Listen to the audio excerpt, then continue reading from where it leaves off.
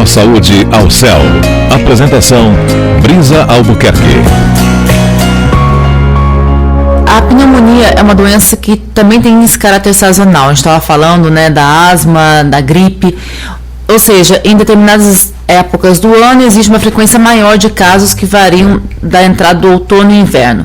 Durante os meses de inverno e também a entrada da primavera. Qual a diferença? E a pneumonia? Vamos falar um pouquinho da pneumonia.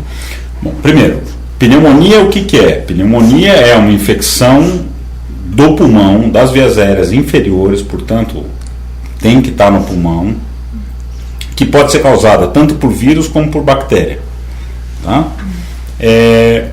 Para que um vírus ou uma bactéria cheguem lá embaixo no pulmão, lá nos alvéolos, lá no fim do pulmão, eles têm que vencer todos os mecanismos de defesa que o pulmão tem. Tá certo?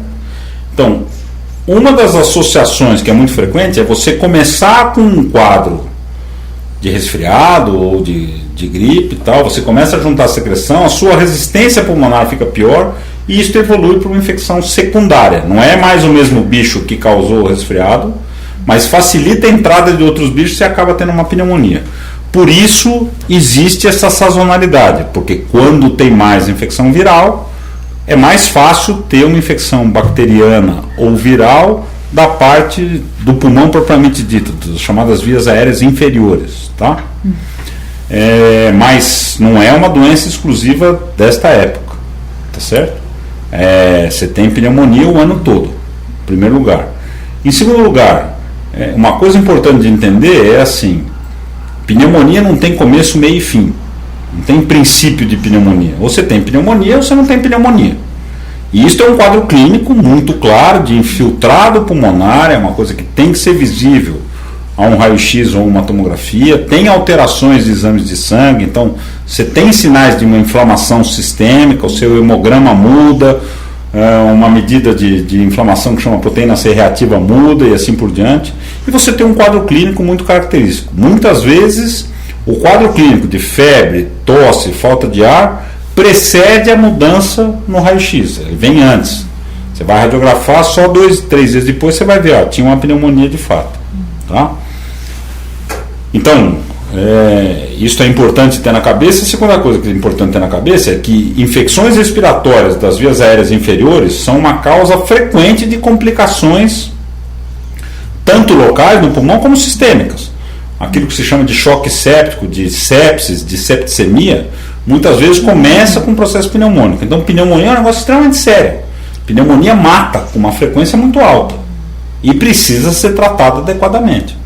Faz toda a diferença do mundo se você trata uma pneumonia da forma adequada quando ela aparece ou se você vai tratar tardiamente. Que é com antibiótico, no caso, né, da bacteriana. E no caso da viral é com manutenção, porque os remédios antivirais não funcionam.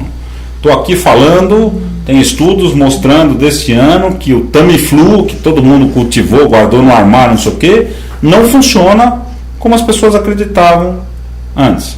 Não é um remédio que funciona como, por exemplo, funciona penicilina se for uma infecção por streptococcus. Penicilina ainda é um antibiótico excelente para uso em pneumonia porque ele tem uma série de bactérias, ou as principais bactérias que causam pneumonia são sensíveis à penicilina. Tá? Então, e o que causa a pneumonia, então?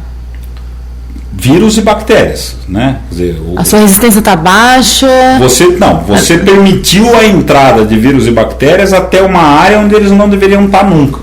Eles chegaram no fim da fase de tratou, né? Não é nem questão de não tratar, muitas vezes não dá tempo de tratar. Existem quadros pneumônicos que de você estar bem até você estar em insuficiência respiratória leva 12 horas. Caramba! Isso não é um negócio que começou, você deixou passar, foi na balada, voltou, não tomou água, dormiu descoberto, aí 3 dias. Não, isso muitas vezes é em horas. Quer dizer, entrar bactérias dentro do pulmão, passar por todos os mecanismos de defesa que vão desde o nariz até lá embaixo, é um problema, porque... Tem alguma falha, né? Não obrigatoriamente. Não obrigatoriamente. Pode acontecer se ter uma exposição maciça e assim por diante. Quer dizer, a gente sempre procura entender se houve alguma falha que pode ser contornada ou não. mas não é obrigatório que tenha uma falha. Isso acontece. Pro Saúde ao Céu. Apresentação Brisa Albuquerque.